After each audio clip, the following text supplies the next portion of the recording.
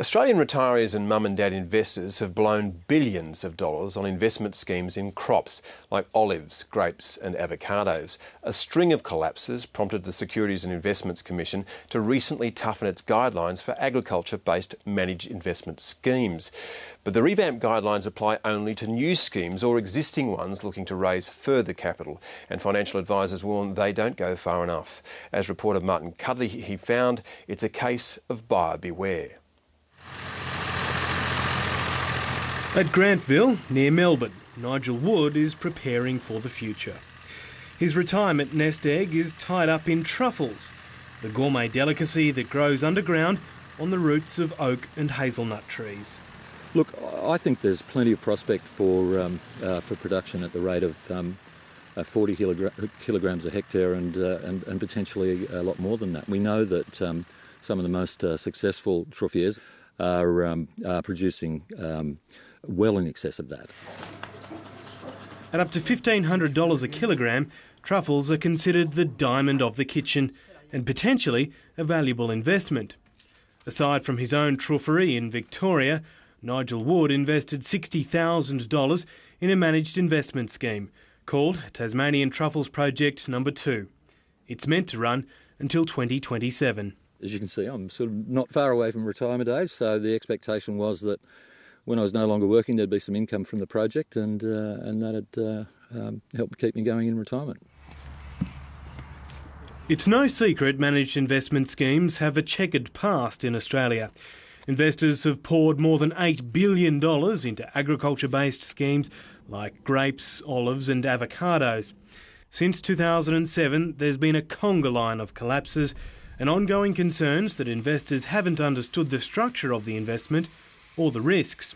Whole structure of the industry needs a major sort of review, and personally I can't see any community benefits test for retaining it. I think the Managed Investments Act, insofar as agri-schemes, should be scrapped. Nigel Wood's investment is on this property just outside Deloraine in northern Tasmania.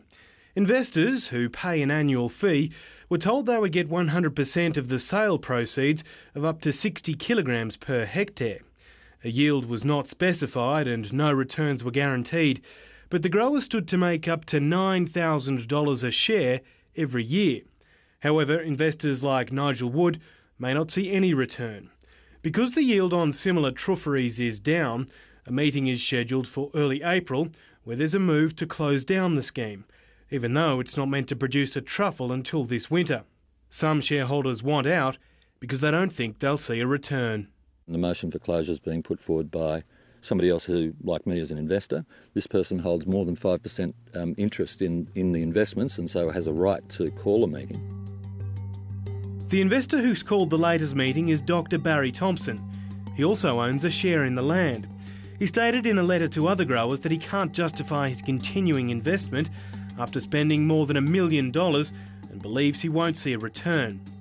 In a written statement sent to 7:30, Dr. Thompson says his interest in the land won't cover his losses if the scheme is closed down, and the disgruntled shareholders are Chardonnay investors who also had the opportunity to buy land shares. Another investor 7:30 spoke to says he can't understand why growers would be given the option to close down the managed investment scheme when it's not meant to have produced anything yet. He says he inspected his trees in December and a director of Managed Projects Australia told him they were looking pretty good. Despite this, a director of Managed Projects Australia has told investors they should assess the future direction of the MIS because the sister project located next door is well behind its production schedule.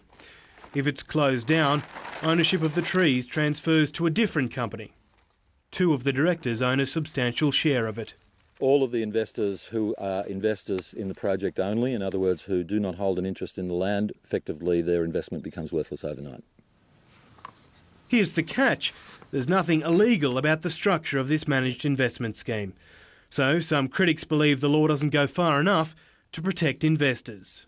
I think that's the problem. You could drive a truck through the legislation in terms of how these schemes can be set up. Because of repeated collapses, the Australian Securities and Investment Commission recently beefed up its disclosure guidelines for new schemes and for existing entities raising funds. We think there are particular risks, for example, to the fee structures or to the types of related party engagements that a managed investment scheme operator may have that we think particularly need to be explained. So one of our benchmarks clearly states that there should be no more than 5% holding by the entity or related parties. Managed Projects Australia was set up before the new guidelines came into effect. Sam PATON believes ASIC didn't go far enough. Broadly, purely and simply, I think they're a legislative disgrace. They've never added any value for Australian taxpayers, and goodness knows why we today still have bipartisan support for something where there's been a whole series of failures across all industries. While this investment scheme isn't failing yet, if it's closed down, most investors will be left empty-handed. Even if we all do our dough, which I most certainly hope that we don't, I hope that ASIC will look into the matter further and pick up on some of the lessons of a smaller MIS like this when compared with the lessons learnt from the bigger failures a couple of years ago. People need to be aware that they are investing in something that doesn't have a specified return, that's something that may not deliver precisely on what they had originally intended. To me, it's just a microcosm of a much, much bigger problem which will re-emerge if governments don't do something about it. And in doing something about it, the simple solution is, make them illegal, shut them down. The directors of Managed Projects Australia refused an interview, but in answering written questions said investors with concerns should contact the responsible entity, and there have only ever been 2 complaints. Both have been dealt with. You can see the full response on our website. Martin Cudahy with that report.